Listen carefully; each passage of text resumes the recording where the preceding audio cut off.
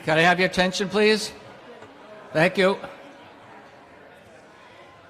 If I can, we'd like to extend a thanks to the Masons for doing all the setup here today. They were not included in the list of folks we commented earlier with sponsors and donations, so let's thank the Masons for all the effort in setting up here today.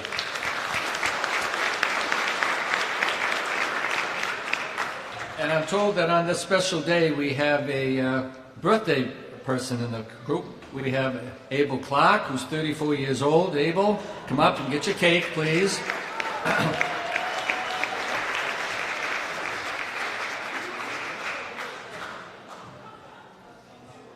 Is Abel? No. Where's Abel? Come on, Abel. This is the last time, unless you make it to 100, this is the last time we're going to have 135 people singing happy birthday to you, Abel. So here we go. Happy birthday to you. Happy birthday to you. Happy birthday, dear Abel. Happy birthday to you.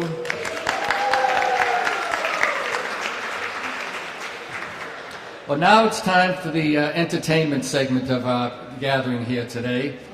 So we're going to have a roast. The order was randomly assigned and selected.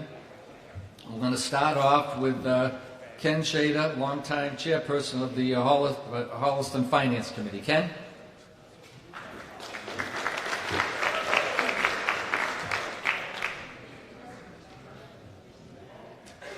Hello, everybody. It's good to be here again. I apologize for the late start, but Bill told me he couldn't start until he found 100 registered voters in the room.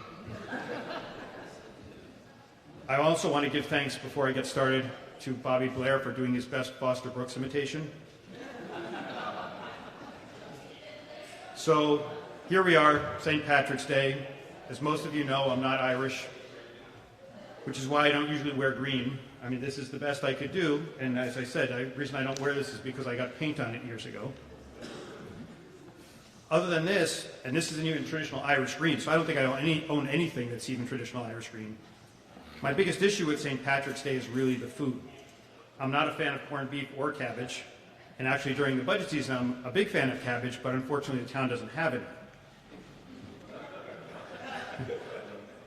The other issue I have with St. Patrick's Day is that Irish food can be deadly. Most people don't know this, and Joanne could verify this, but Abe Lincoln actually served corned beef and cabbage at the first inaugural luncheon. That is a true fact. And you see what happened to him. Is it too soon for Lincoln jokes? But today everyone is Irish, and of course we're all here to have some fun. And when Bobby told me if I would participate this year, I was flattered. After being relegated to a table of my own the last 2 times I was here, I finally made it to the adult table. But then I heard that Kevin was invited too, so clearly he's just letting anyone in now. And I'll apologize in advance if I'm a little grumpy today, because I feel like I was a little bit misled. Bobby told me this was going to be a traditional Irish breakfast, and I expected 3 shots of whiskey and a beer. Well, when I heard that Kevin was going to be here, I thought to myself, why would he want to be here? Hasn't been on the select board in years. But then I remembered that Kevin is the local expert on retreads. Okay. Actually, Bobby told me that the only reason he's here is because they told him this is a public hearing to close Lowland Street. But speaking of Bobby Blair, the other thing that I was reminded of was that this is Holliston's 300th. It's also the 300th anniversary of when he graduated from the Andrews School. But Kevin's not the only former select board member here today. We're fortunate to have Mr. Aronian here as well. Mark is here because his whole life has been an obsession with the color green. He probably single-handedly responsible for most of the plantings on town property. He's donated his time and his energy in service to Holliston, and we're all grateful for that. He's the town tree expert and even served as the town's tree warden before he was on the select board. What most people don't know is that his tree expertise was key to his tenure on the select board. Whenever he was asked a question, his answer was always, "I'm stumped." Also joining us at the adult table is the chair of the school committee. As most of you know, Dan and I have been friends for a long time, and he was my vice chair until he decided to defect to the school committee. I'll admit that for a time I struggled to understand why anyone would want to go from the finance committee to the school committee. But I guess Dan is living proof that COVID really does cause brain damage. And as many of you know, Dan's wife Carla is here today, is also very active in Holliston. Dan and Carla really are a dynamic duo and a major power couple in Holliston. Dan chairs the school committee, Carla chairs the library board and serves on a number of things, including helping out today. She's also involved in the Girl Scouts, so she is single-handedly responsible for the 10 boxes of peanut butter patties I eat every January. And between the school and library budgets, they're also responsible for about 60% of my tax bill. But speaking of the schools, some people say I'm good at finding creative solutions to solve the town's problems. I've been giving a lot of thought to everything that's been going on here lately, and I have a big idea that could solve several of our problems at once. First, move the water treatment plant to the central office of the high school. Then put sewers everywhere in town. This way you can just flush your tax dollars down the toilet and it'll go directly to the schools so we don't have to bother with the whole budget process. This also explains why Dan's been a proponent of sewers in town. But to be fair, people always ask me why I roast the schools every time I'm here. But how can I not roast the schools? I spend every spring listening to them whine about needing more money and how they don't get enough attention. If I didn't know better, I'd think they were my ex-wife. In some sense, they are like my ex-wife since they also take 50% of my money. But as we know, the town never seems to have enough money. Part of the reason that the budget is tight is because the state has been shifting the tax burden to municipalities by barely raising state aid each year. I speak about this every May in town meeting. This is why it's important to have a good relationship with our state rep, so we can tell him we need more money, and he can say, your concerns are very important to me, which is political speak for no effing way. Speaking of our state rep, you may not know that I've known James's wife, Lena, longer than I've known James, since she was the senior center director here for many years. I used to review her budget annually. Lena and I have always had a special bond since we share Italian heritage. What this really means is that every time she sees me, she says I'm too skinny and wants to give me food, but I digress. I really got to know James when he decided to run for state rep, and this is a true story. Many of you don't know this, but during the primary campaign, I helped keep track of the votes on the day of the primary. This is a true story. As the numbers came in, James was convinced he was going to lose. I told him he was going to win based on the numbers I was seeing and that he shouldn't worry. I showed him how the votes were coming in were going to result in a significant victory for him. I was obviously right because here he is as our state rep. But that whole experience made it clear to me why he's the perfect state rep. He dresses like a mobster and doesn't know math. Finally, I wouldn't be a roast without saying something about the one person here who's a current select board member. Aside from the fact that I'm going to have the end of Fifth Street renamed to Shade Away so I have a better sense of place, lots of people think that Tina and I don't get along simply because we don't agree on everything. But that's not true. I've actually known Tina for a very long time. In fact, I met her many years ago when we were both single. I saw her at a college party, and I have to say she was quite the looker. Things never went anywhere, though. I knew we weren't a good match when I went up to her and said, "What's your sign?" And she said, "No trucks." On that note, I'd like to say thank you and happy St. Patrick's Day.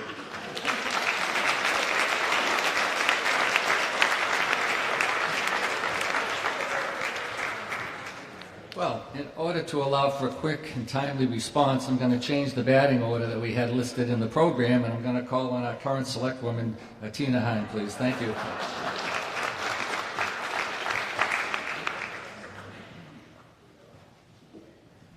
Good morning. Can everyone hear me okay? In the back? All right. So I'm lucky. I have two Travises in my life. The most important one is my husband. He is an MIT engineer with an all-boys Catholic education who I love dearly and who has supported me tirelessly during my time on the select board. We've been married for 28 years, and together we share 4 beautiful children. With his kindness and love, and more than enough with his 2 degrees from MIT, he has all it takes to make his wife happy. And it looks like I chose well those years ago.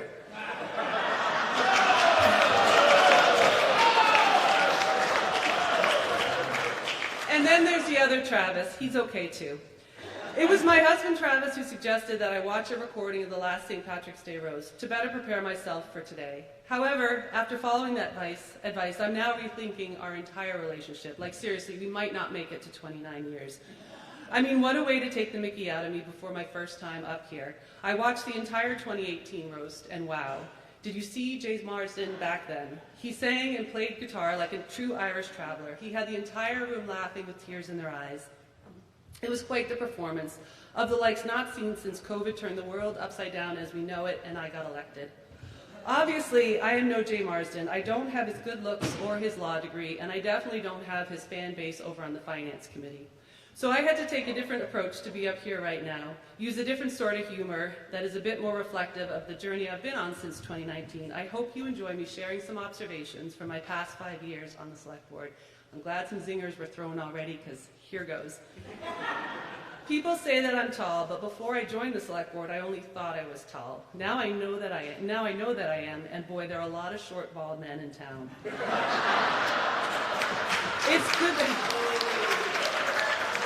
It's good that we start our meetings in sitting. I swear my seat is always in the lowest position at the table. Before I joined the Select Board, I thought money made the world go round. Now I know that money is Ken's world, and he's going to tell you all about it at Maytown meeting. I can't wait to hear more again this year, Ken. Before I joined the Select Board, I was advised not to burn bridges, and I take that advice seriously, so now I just close them. But I think that's going well. At least it's going well for the turtles of Factory Pond. Before I joined the Select Board, I only ever worked alongside other women professionally. And this has been one of the most wonderful experiences of my time on the board, waiting for another woman to join me. To the ladies out there, it's not too late to pick up your nomination papers for this May. And I'm looking right at you, Carolyn. I'd like to take a minute to acknowledge the cast of characters I serve alongside. Any good public servant is molded and influenced by the other public servants around them. Kevin, Ken, Dan, Mark, James, how do I start with your effect on me? I guess I'll start with how grateful I am to serve alongside John and Ben. There is nothing better than talking about hair products with them before our meetings start. In case you are wondering, we all totally agree that Paul Mitchell gives you the best shine up top. Sorry, Ken. When I say Paul Mitchell, I really mean Suave. It's $1.99 for the economy size. The Finance Committee would never allow for more than that. I'm not sure if you know this about Dan Alfred, but he loves working with women. So much so that he left the Finance Committee to join the all-female school committee. And I hear that's going really well for them over at the Holliston Public Schools. So enjoy your time with them, ladies, because I think he might have pulled papers for Parks and Rec and the Planning Board this year. Speaking of the upcoming election, no one has pulled papers for the Finance Committee. Not sure why. I hear it's like Barbie Land over there. It's really all about the Ken Show. I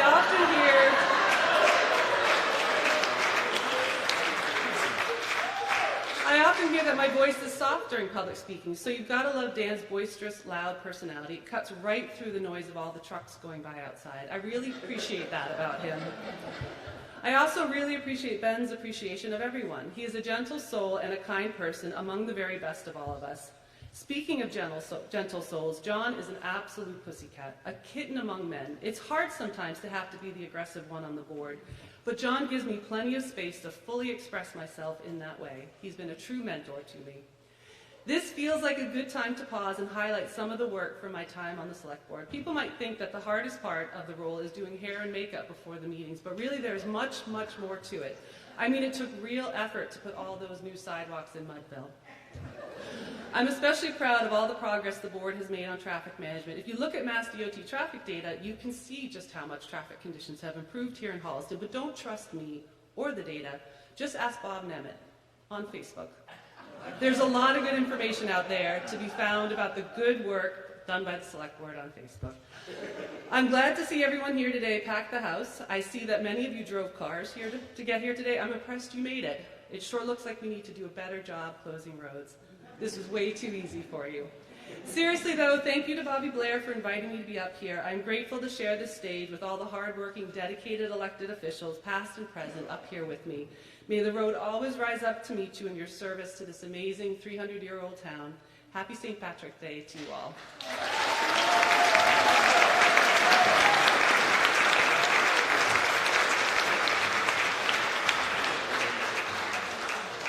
That's terrific. Well, let's hear next from State Representative James Arena DeRosa. Thank you. Thank you, Bill. Happy St. Patrick's Day, everybody. It's great to be here as we celebrate Holliston's 300th and the Irish contribution to this wonderful community. It's great to be here with all the town leaders who've been so good to me. I'm enjoying working with you. It's great to have our former rep here, Carolyn Dykeman, a good friend. And, you know, I knocked on hundreds of doors when I first ran, and you have to brace yourself for some of the questions. Some of them are really tough, and every once in a while you get, I have a question for you. And the most popular question in the whole campaign, are you bringing back Carolyn Dykeman's picnic? True story. We kept track of them all, so, and we are, and I'm going to have to talk with her about it. But anyway, so last night, I get a text from Tina at about 10 o'clock. Are you ready for the roast with your jokes? I said, roast? I said, no. I said, like what? I completely missed it. Sorry. Although I have a few that I'll add. And I love Bobby Blair's note to all of us as speakers. He says, you have 5 minutes to speak. 7 if you have wit. So I'm going to do 3 minutes. Because my kids did 23andMe, the DNA testing. Let's just say that Irish wit was not on the list of James's DNA traits. And of course, I had resisted doing it for years. When it first came out, it wasn't very sophisticated. And the boys wanted to do it. I said, save your money. I said, you know, you're going to spend $100. We're going to get a piece of paper back that says, this person's Italian, right? No kidding, save your money, right? But Bobby, I know you know your history. You know St. Patrick was Italian-Roman, right? Historical. Okay, he's shaking his head. Oh, good, didn't argue with me. No, it's true. I mean, it's like the Pope, though, right? Everyone loves him in Argentina. It's like me. Parents are Italian, grandparents are Italian. Anyway. So we get the test back, and let's just say that unlike some Massachusetts politicians that talk about their family lore, we had family lore. I had a grandparent who was an orphan we never really knew. Come to find out, I am 1/8, if you look at the map, African, Asian into South Asia and the Middle East. Kind of cool, but also a reminder that we all came from someplace.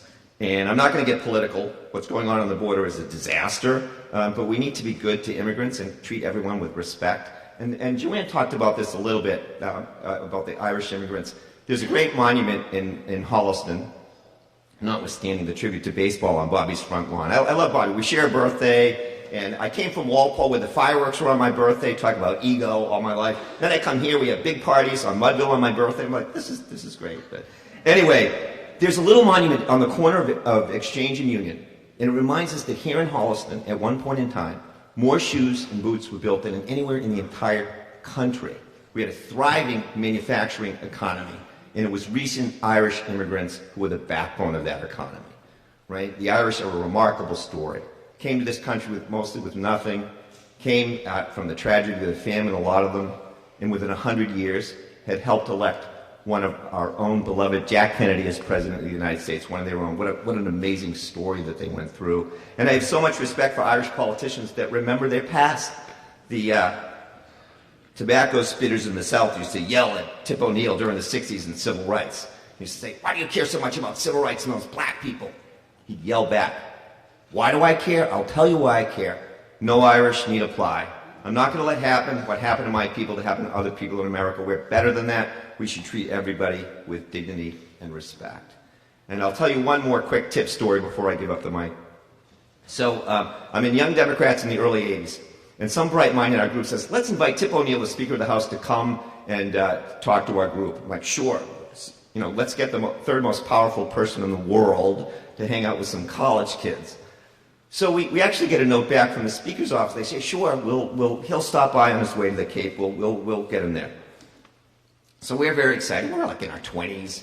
We're waiting outside. The event goes from 7 to 9. So it's 7, 7:15, 7:30. We're getting a little antsy. 7:45, 8 o'clock, getting a little nervous. And we were just hoping for that typical politician, breeze in, breeze out, 3 minutes, get a picture, right? 8:15, 8:30. Now it's like, oh my God, he's going to blow us off. This is embarrassing. A little after 8:30, car pulls up. Tip O'Neill jumps out of the car. Hey guys, how's everyone doing? We realize he's all by himself, drove himself, Speaker of the United States House of Representatives, comes into the event, gives his little talk, sits down and has dinner with us, and then he says, come on, let's go to the bar. Let's go to the bar. 2 hours with Tip O'Neill, Speaker of the House of Representatives. No social media, no cameras, no posting, no TikTok, nothing. he didn't care about that stuff. Most of it wasn't around. He didn't care. I think he was thrilled to have 2 hours with young people who cared to make a difference, to share some of his wisdom. Maybe he was just happy to spend a couple hours away from it all. What a kind and gracious man to give that kind of time to young people. I cannot imagine Washington leaders doing those things today. And you know, Tip O'Neill was a leader in this country when Ronald Reagan was president. And they had very different political philosophies on how to get there. But they both loved this country dearly and cared so much about how to find compromise, to work together and move the country forward. What great role models compared to the nonsense going on in Washington today. You know, and to me, I always think of Tip O'Neill on St. Patrick's Day. I mean, to me, he's the consummate, all the great things about an Irish politician. They cared deeply about community and cared about others and tried to make a difference. And to me, he's somebody who worked all over the world with people from different cultures. I love various cultural celebrations. To me, it is the sum of our parts that makes America great. And to me, the Irish are just such a wonderful part of the American mosaic. Thank you all. It's great to be with you. Happy St. Patrick's Day. And next time I'll prepare jokes. Take care. Have a great day. Thank you. Thank you. The next speaker is going to be Dan Alfred. Dan is a former member of the Finance Committee, presently chairman of the School Committee. He is, to my experience, a plain-speaking fellow. Usually, if I have interaction with Dan, it's always professional, but from time to time I have to kind of avoid him from speaking directly or bluntly about members of the Board of Selectmen or their decisions or things in my role as moderator at town meeting. I'm always trying to preserve decorum. So he'll find it refreshing today that I'm going to do nothing more than introduce him as a plain-speaking fellow. Unlike Jim, Dan, I'm sure, has had ample opportunity to note that this is in fact a roast, and he's free to say any darn thing he wants to about anybody here. So Dan, go right ahead.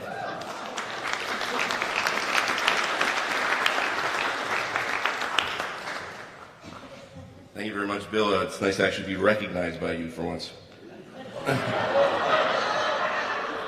So anyway, I want to thank Bobby Blair for inviting me and giving me a little bit of PTSD. I feel like I'm back at the Finance Committee table at the town meeting. Also, thank you for inviting me. Wasn't totally sure why I was invited, but then I remembered that I now represent the 800-pound gorilla in the room at the school committee. So, but as James spoke, I was struck by something he said. He said he didn't know that this was a roast and that he didn't realize that, but then he proceeded to quote a letter that you sent us that specifically lay out the fact that it was a roast. So he clearly just missed that whole fact, and I wonder if that's not where a few missing zeros from the school department's state aid went during the budget process. He just sort of simply missed them. And Tina, you did a really good job. When I saw your parents were here, I was wondering if they might do it for you, come up and actually give the speech for you, as they sometimes do at town meeting. All right, that's about as harsh as I'm going to get today. But anyway, as clearly the youngest person up here today, I thought, I'm not actually really good at sort of preparing jokes. And so what I thought is I would do is I'd turn to AI to help me. And so I went into ChatGPT, or actually Bing's version, and I just simply typed in, please write me some roast jokes for this person of Holliston, Massachusetts. That was it. And so I'm going to read some of those now, just so you can kind of understand how good AI has become. So, Ken's cookie diplomacy. Ken's secret weapon in town meeting is chocolate chip cookies. When negotiations get heated, he slides a warm cookie across the table, and suddenly everyone's too busy munching to bother. MIT brain power. I swear, hand to God, this came out of the thing all of itself. Ken's got 3 degrees from MIT. Rumor has it his PhD thesis was titled Quantum Mechanics of Cookie Dough, and his postdoc Advanced Baking Algorithms. For those of you who don't know, we always joke about Ken having 3 degrees from MIT because he talks about it every once in a while. So Ken is the AAA rating whisperer. Ken's finance prowess got Holliston its first ever AAA rating from S&P. He's like Willy Wonka of municipal bonds, golden tickets for everyone. Tina's the pedestrian safety warrior. Tina's passion about pedestrian safety is so strong, she's like the guardian angel of crosswalks. But sometimes she takes it too far. Once she stopped a squirrel from jaywalking. That's a true story. Tina's Facebook fact-checking. Tina's on a mission to combat misinformation. She's the mythbuster of Holliston, but her favorite tool is Facebook comments. She's got a PhD in debunking Aunt Karen's conspiracy theories. Let's see. Mark's pickup truck. So Mark's landscaping truck has seen it all. It's like a mobile horticultural command center. Rumor has it it's equipped with soil pH tester, a hedge trimming laser, and secret compartment for emergency mulch.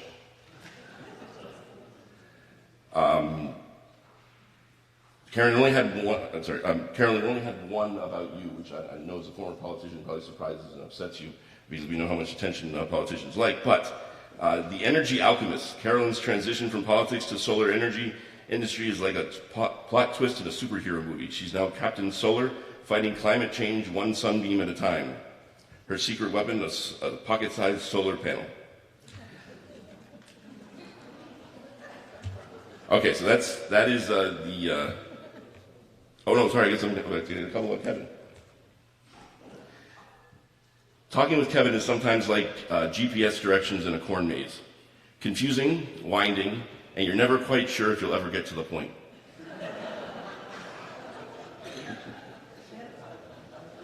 That was written by AI. I swear to God. Maybe, you never know. If Kevin ever writes a memoir, it'll be titled "From Selectman to Neglected Man: A Holliston Odyssey." So that's where AI gets you these days. A couple that I tried to take my hand at, but so when Ken joined the finance committee, there was only one traffic light in downtown. Water was brown. The sidewalks and crosswalks were in horrible shape. However, since Tina's joined the select board, there have been 0 new traffic lights that have been put up in town. So I ask you, who really is the pedestrian safety champion? And then so when Kevin first approached me about his idea for invigorating Blair Square, it was about a $100,000 project, completed in a year. Bobby, you kind of ruined this one for me, but after $700,000 in like 3 years, it basically is Holliston's version of the Big Dig. But it's beautiful. So thank you all very much. I don't have anything really touching to say because I'm not that kind of warm and fuzzy person, but appreciate the time and thank you.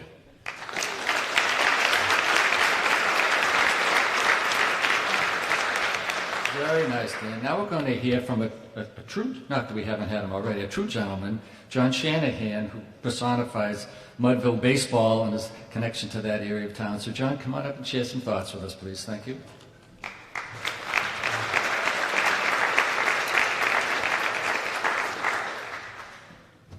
I feel fortunate to be the non-politician up at the desk today, but it's a pleasure to see so many familiar faces. Coming here, I look down and we're here to celebrate our Irish heritage, and I see all the old campusolds up here in the front. I see my good classmate from way back when, Stanley O. Herberski, is here somewhere. Stanley, right there, good Irishman. Of course, we have the McGuires and Sheehans in the back, and my favorite Irishman in Holliston is Peter Barberi, who everyone believes is the pride of South Framingham, but following his ancestry DNA test, he found out he was more Irish than Italian. So those dinners at La Cantina might come with a little Irish whiskey in the future. But, speaking of my own heritage, I also took the Ancestry.com DNA test. And for those of you for whom today's the only day of the year that you're Irish, well, I'm pretty much Irish 365 days a year. According to my most recently updated results, I am 87% Irish DNA, 8% Welsh, and 5% English. And my son, who's here, has done extensive research on the family tree, and we can pretty much pinpoint where those characteristics come from. For instance, the 8% Welsh would be a result of my great-grandfather Richard Evans, who was a member of the 8th Ohio Division in the Civil War and is buried in Cleveland, Ohio. And my wife and I are actually going to be visiting his gravesite it's this upcoming Saturday. The 5% English come from my great-grandfather Herbert Miller from Halifax, Nova Scotia. Naturally, being 5% English, we don't talk about him too much. But, it indicates that I'm here representing the Mudville Baseball Club. And as the Mudville Baseball Club developed in 2003, we immediately recognized that the poem Casey at the Bat had a strong Irish influence on it by the names of the players. And we, in fact, our uniforms had what we believed to have been a shamrock on the shoulder, only to later find out it was four-leaf clover. But in the early days of the team, on St. Patrick's Day or the Saturday prior, we would go and march in the St. Patrick's Day parade in Hartford, which was a great, great event. And the first time we went down, we actually had the mayor of Mudville, Bobby Blair, with us. And we were pleased to find out as we got to the end of the parade route, we were about to meet the mayor of Hartford at the time at the review stand right at the end. So I've got at home a great picture of Bobby and the mayor. And I'm happy to report that of those two mayors, only one of them ended up in federal prison for corruption. So anyway, being a non-politician, I can make my speech a little brief, but it's a pleasure to be with all of you, and Arengo Bra.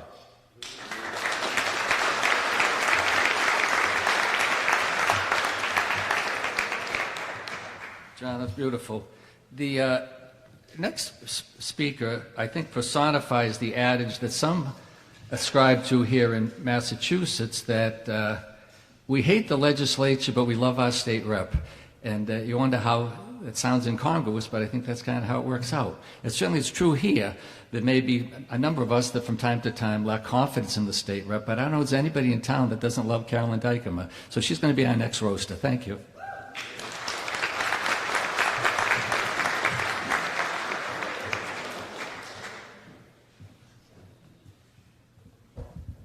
Ooh, this is something, huh?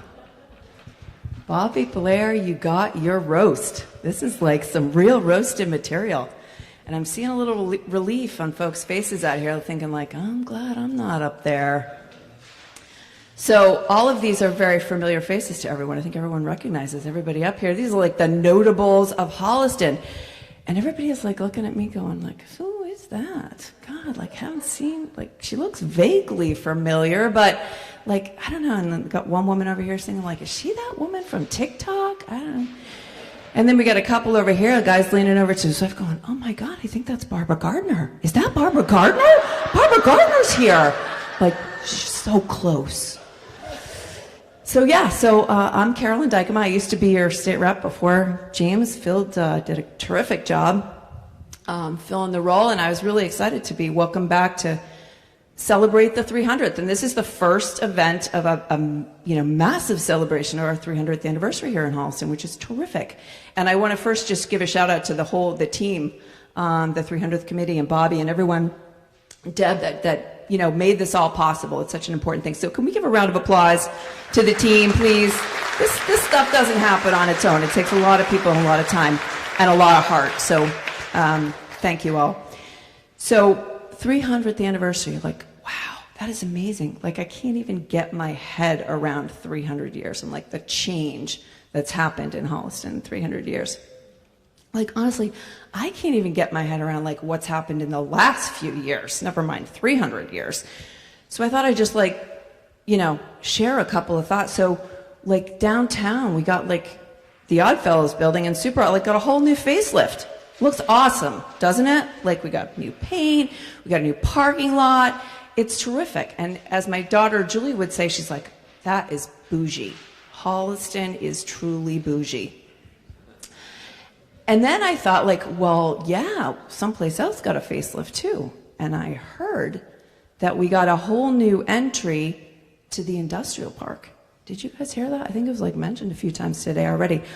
Fawn Road. Wow. That's pretty nice. That is bougie. And I thought, like, it's such a vivid, like, visual, right? You can, like, almost close your eyes and think, like, wow, I see, like, little woodland creatures and, like, beautiful grassy knoll, like, Fawn Road. That's awesome. And so, like, it's just so vivid. It makes you almost forget about, like, the trucks and the fact that it's an industrial park, doesn't it? Like, that is top shelf. So then, another big change, I get an email from Paul Saulnier just the other day. Paul Saulnier's here. Paul and I go way back. So Paul sends me an email and he said, you won't believe it. They're talking about sewers again. They're setting up another sewer planning committee. What do you think? Do you want to give it another go? It's like, wow, Paul, sewers. Again. Version 36.4. Let me tell you, I can't do it again, but I give a big shout out to the team that's going to take on this big, important task. Because, you know, those are some bold souls. You never know. Maybe the 36th time really is the charm. Maybe this is it. So, go sewers. And I hope Paul's going to be a part of it. I think he heard me laughing all the way from his house. So, yeah. And then, you know, lastly, another big change, which I can't help but mention. So, Dan Alfred, big name, you know, here in Holliston. Most of you know him from FinCom. Seen him at many town meetings in FinCom, and I hear he's changed his hats now. He's not a FinCom member anymore. He has gone over to the school committee. That is a big move, and I know he's doing an excellent job. But I got to tell you, when I first heard that, I thought, Dan Alfred, school committee. Wow. School committee. So I guess I'll just leave it there, Dan. I'm sure you're doing a great job. So, you know, it's the 300th. As I said, big deal, big crowd, sold out crowd from what I hear today, which is great, celebrating our history here in Holliston. And I was so excited as I was walking down to the mailbox, and I opened the mailbox and I saw that beautiful invitation, like the, you know, beautiful stationery with like the gold embossed invite. I was like, wow, that's class. So proud to be from Holliston. Oh, you guys didn't get that? You didn't get that invitation? No, I actually didn't get it either. I got the 21st century version of that invitation, which is a Facebook message.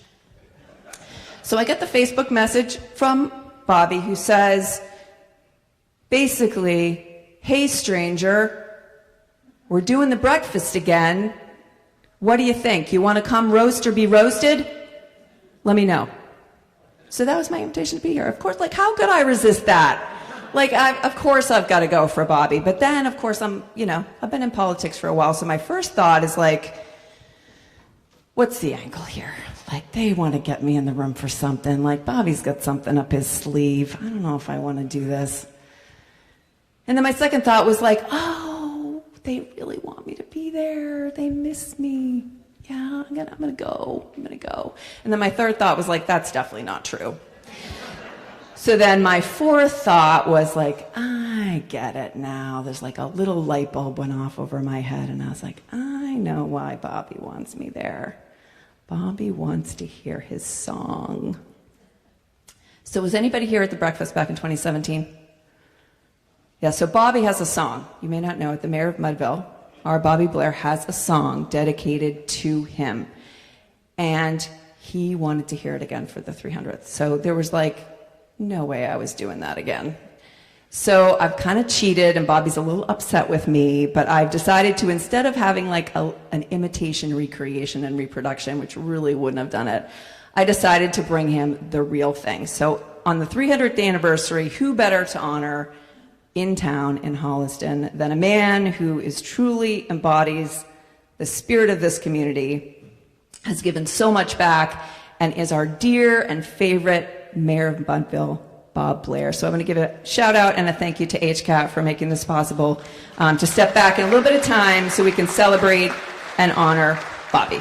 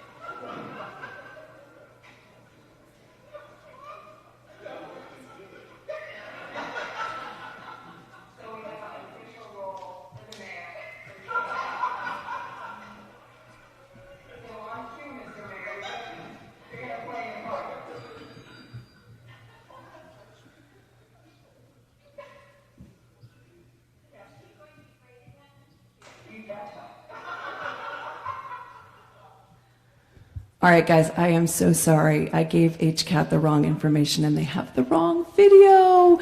So we're not going to be able to hear the mayor of Mudville unless we can figure out a way to upload it. But sounds like that's not the case. But 301st for sure. Sorry about that, guys. Sorry, Bobby. Bummer.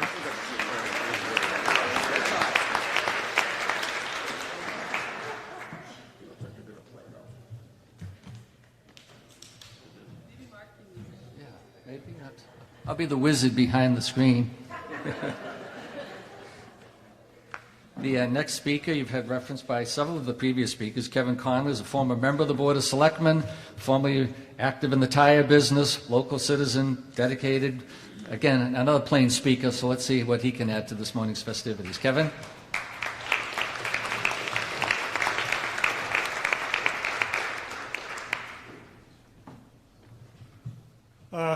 Good morning. Bobby told me that the reason I'm here is to roast John Shanahan. That is so easy. And to start off with, John went to Alicante's a couple of weeks ago, and he got a nice dinner, and then he had a take-home, but he left the package there, didn't you, John? You got it? I got it. Take a look. What's it? We'll share at the end of this. John, open it up, John. It's your fluffernutter. We could have that today. He goes to this nice restaurant, and he orders a fluffernutter. Now, John only likes one half of a fluffernutter, but he always orders the whole one. So the half sandwich he doesn't like is the marshmallow fluff side. So he'll try to separate the bread and the peanut butter and just chomp on the peanut butter and the bread and skip the marshmallow. So why does he order a whole fluffernutter? John? Beyond me, Kevin. Beyond your wife, too. There's a bunch of pictures out front here that I put out front of John, and one of them is John's Little League's team picture. In the team picture, John is crying. He's like this. He's in the middle and the back. He's all upset. And the reason he's crying is because the coach told him he was batting ninth and playing right field. John thought he should be batting first and playing shortstop. Sorry, John. That was a good baseball joke. Can you picture John as a kid, or even now as an adult, wearing his high-top Keds? John, were they white or were they red? White. White, I kind of thought so. Then he'd have on his high white socks with stripes on top of them. John, what color were the stripes? Typically white. Typically white. He would also have on those shorts, those way too short shorts that makes you want to just cover your eyes. Am I right? Was the style at the time. One time we were at a Mudville trip in Baltimore, the Baltimore area. John saw a jockey underwear ad poster. It was Jim Palmer. Does everyone know who Jim Palmer is? It was Jim Palmer, and he was posing in his tiny jockey underwear like this. That's how Jim Palmer was posing. So the next thing you know, there's John standing in front of the Jockey Briefs ad poster with Jim Palmer doing the same exact thing. And there's two pictures here of it to prove it. And so John's posing in front of it. John, what are you doing? Posing the same exact way. What was he thinking? Thankfully, John had all his clothes still on. Otherwise, would not have been a pretty scene. But then there was this time we were on George's Island in Mudville. Baseball club was playing there. We see John in the men's bathroom with Sue, who's hiding her eyes right now. And he wasn't wearing any pants. This one's true. Just his jockey underwear. We thought he was thinking about modeling for his old Jim Palmer jockey poster ad. Or did he sit in goose poop and need his suit to clean up his pants? John, that was adorable. Of course, nobody else would go in the men's room. Speaking of Sue, she trapped John into marrying her. One day, John turned a corner, and there was Sue stuck on a fence. Intentionally, Sue was stuck on the fence. So John had to push her tush over the fence. When Sue landed, she told John, "Nice job, but now I'm pregnant and you'll have to marry me." So John did the right thing and married her. 5 years later, they had their first child. John said, "That sure was a long pregnancy." Sue said, "Yeah, it was, but the next one will just take 9 months." Sue has a favorite hubby. He's called Happy John. All it takes is 2 glasses of wine. Have you ever heard John sing? No? Well, that's a good thing. John, do you want to try singing something? No. Thank you. John also got jobs as a greeter at Bradley's, Filene's, Jordan Marsh, Leachmere, and Zayre's. How'd that work out for those stores? Have you ever heard John talk to strangers? It's like he's known them his entire life and they are best friends. He doesn't stop talking. Am I right? Somebody's picked up that habit as well. Oh.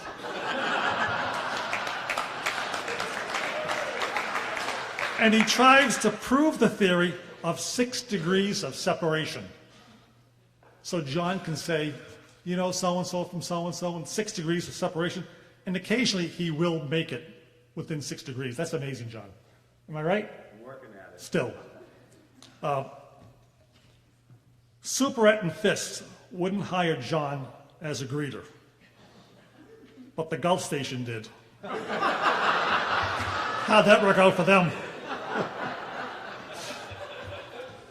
John once went to Montreal for a wild weekend with Peter Gertzen. They were both about 19 years old. Right, John? 20. I said about. You were right. Okay. It was a very wild weekend. John watched baseball the entire time. Those were the days. John sure knows how to have a good time. I'm only making fun of John because it's easy, and Bobby Blair paid me $250. Thanks, Bobby. But seriously, are we still friends? Nothing stops this train. Okay. If not, I'll buy you a couple of wines. But to be serious, John's one of the nicest people that you ever want to meet. He's been involved with so much, and he's done so much for the town and for the community, and it's a pleasure to roast him, believe me. But I have one last story that someone gave me last night. It says, don't forget the story about John's first overnight school field trip with one of his kids' classes.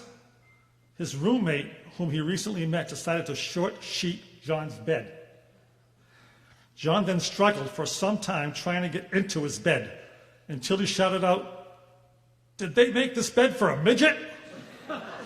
While certainly not politically correct these days, it was very humorous to watch John and him struggle getting into the bed, especially with those gym shorts on. Thank you very much. Happy St. Patrick's Day.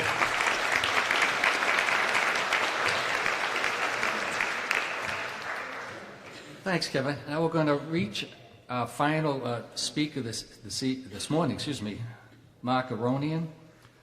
Before we do, I'm going to thank Mr. Blair for entrusting me with the microphone here today. It was an honor for me to be selected by you to do that, and I appreciate your friendship over the years, and I appreciate you trusting me with doing this function here today. The last speaker today is Mark Aronian, and Mark and I share I guess you could call it a distinction, of having served a single 3-year term on the Board of Selectmen here in town. I don't know what did it for him, but for me it was one vacancy in the police department at the time, and we had about 120 applications, and maybe 20 or 25 of them had a local connection. They either lived here or their mom or dad lived here. They had some route into the community here. and including one applicant who later became chief, whose dad was on the police force at the time, and so there was a fair amount of local pressure to fill that slot with somebody from here. I was on the Board of Selectmen at the time with Carol Dooling, who just coincidentally had been my campaign manager when I ran for selectman. And Carol says, you know, Bill, we have an all-male police department here in town, and that's not cool.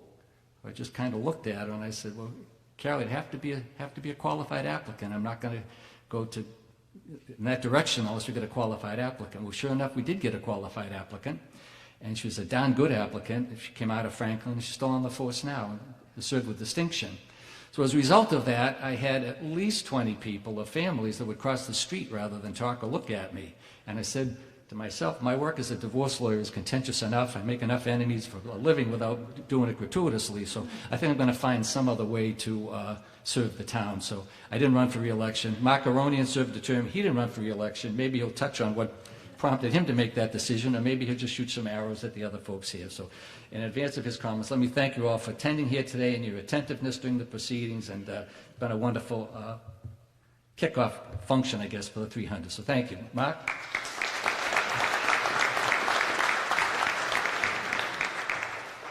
Thank you, Bill. And, you know, it is election season this year, and it reminded me of the mayor, because, you know, he's been our mayor for decades. And it seems as though whenever he runs for office, similar to what happens in Russia, his opponent disappears.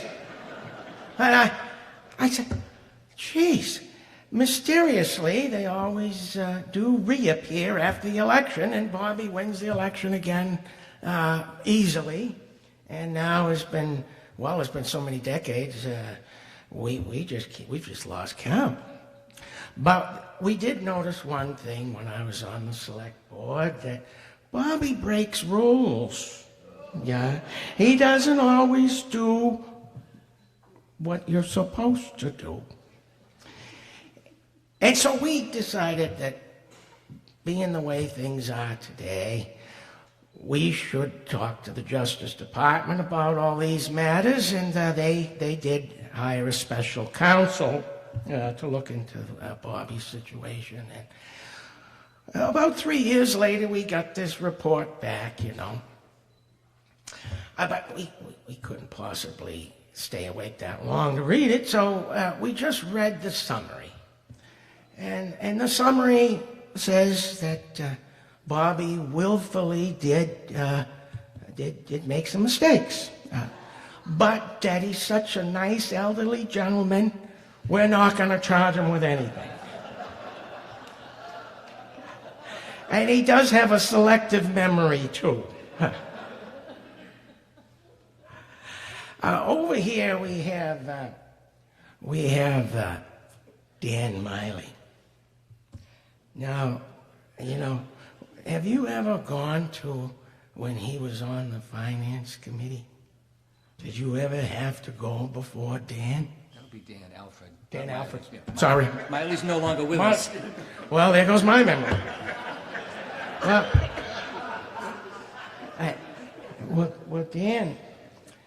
Dan liked to say no. And one poor department head came to me and said, I was in tears. He just said, no, we're not going to give you an increase in budget. And of course we're not going to give you a raise. This is Holliston. What's the matter with you? But after much deliberation, Ken told him, you know, let's do the right thing. But I feel bad for poor Ken, because after all those years of being on the board with Dan, he lost his hair. You know, it's not easy. But I will say this. Dan is very passionate about protecting the resources of Holliston. And sometimes things get a little blown out of proportion. But we do know his heart's in the right place, and certainly Ken's heart is in the right place too. It's not easy being on the finance committee. you do have to say no.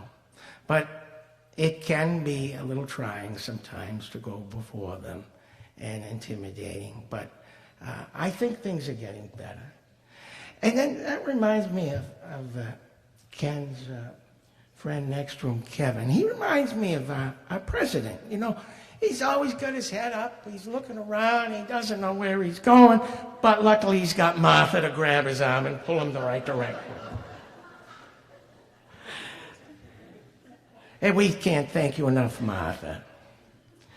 And Carolyn, oh my God, if you don't like Carolyn, you got a problem. But there's one thing I will say about Carolyn. We had all these lavish parties and fundraising, and 2 months later she resigned. I said, what is this? Yeah, takes the money and run. What are you gonna do? Now, James over here, he's everywhere. You go to Facebook and he's everywhere. And I said to myself, well, when does he go to his office and actually do some work? He's always at some party.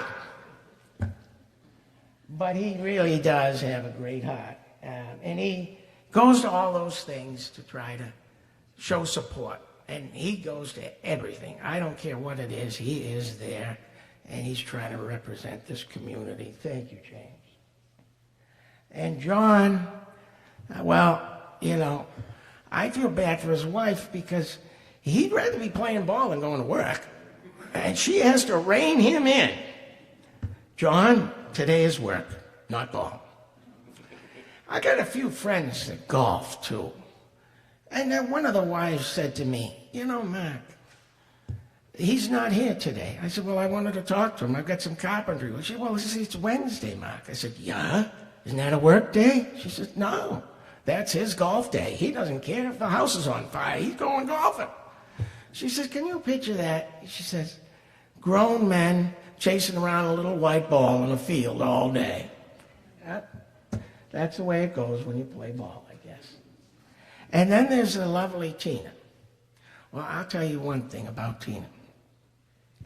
She is aces, absolutely aces, huge heart, but you don't want to get into a disagreement with her because she's going to do all her research, she's going to do all her homework, and she's going to be right most of the time.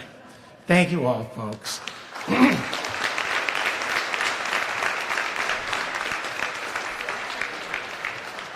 Great, thank you. On behalf of the committee that puts this together, thank you all for coming today and showing your support in the town. We hope to see you all around town. Enjoy St. Patrick's Day. Thank you very much.